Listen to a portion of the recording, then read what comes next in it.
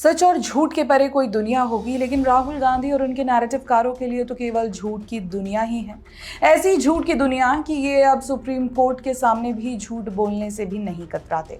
बिहार के voter list मामले में हाल ही में जो हुआ, उसने एक बार फिर ये साफ किया कि नैरेटिव और सत्य दोनों अलग अलग दिशाओं में चलते हैं। सुप्रीम कोर्ट में प्रशांत भूषण और योगेंद्र यादव ने दावा किया कि स्पेशल इंटेंसिव रिवीजन एसआईआर के दौरान वैध वोटरों के नाम हटाए जा रहे हैं।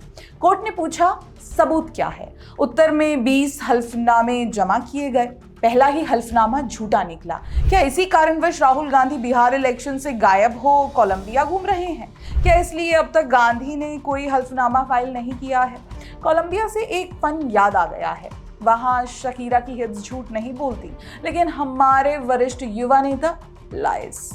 खैर, चुनाव आयोग के वकील ने अदालत में बताया, जिस व्यक्ति को डिलीटेड वोटर बताया गया वो कभी ड्राफ्ट लिस्ट में था ही नहीं। उसका एन्यूमरेशन फॉर्म तक भरा नहीं गया था, जिस पर जस्टिस बागची ने साफ कहा, एक हल्फनामा झूठा निकला तो बाकी 19 पर भरोसा कैसे करें? कोर्ट ने यह भी जोड़ा कि बिना सत्यापन के हल्फनामा दाखिल करना न्यायिक प्रक्रिया के साथ खिलवाड़ है।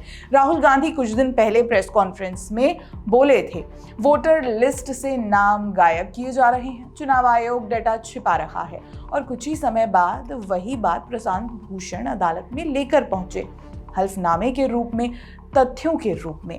ईसी ने शिकायतें दर्ज करने की आखिरी तारीख 1 सितंबर तय की थी। एक भी औपचारिक अपील नहीं आई, न कांग्रेस की तरफ से न किसी और विपक्षी दल की ओर से। भाषण बहुत हुए पर अदालत में कागज नहीं पहुंचे। राहुल गांधी ने बयान जरूर दिए, प्रेस कॉन्फ्रेंस की, लेकिन कोई याचिका या हल्फनामा नहीं। प्रशांत भूषण के लिए ये नया नहीं है। पहले भी सुप्रीम कोर्ट ने उन्हें क्रिमिनल कंटेम्प्ट में दोषी ठहराया था, न्यायपालिका को सार्वजनिक रूप से बदनाम करने के लिए। उन्होंने माफी नहीं मांगी। अब वही रवैया अदालत की फाइलों में दिखाई देता है, बिना जांच, बिना जिम्मेदारी, बिना सत्य।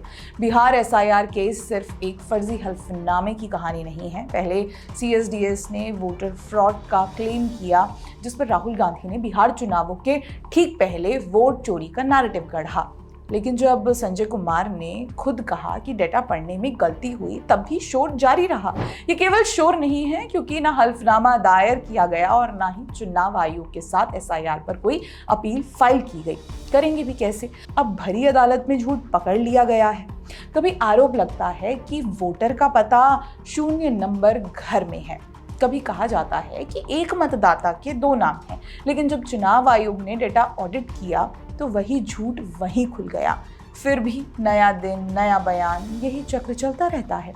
ये सभी एक ही इकोसिस्टम के चट्टे बट्टे हैं। पहले एक डेटा फॉल्सिफाई करता है, दूसरा उसी पर राजनीतिक नैरेटिव करता है और तीसरा अदालत में जाकर उसे लोकतंत्र की लड़ाई घोषित कर देता है। जब झूठा साबित हो जाए तो बस अगला नैरेटिव तैयार, साइकिल कॉन्टिन्यूज।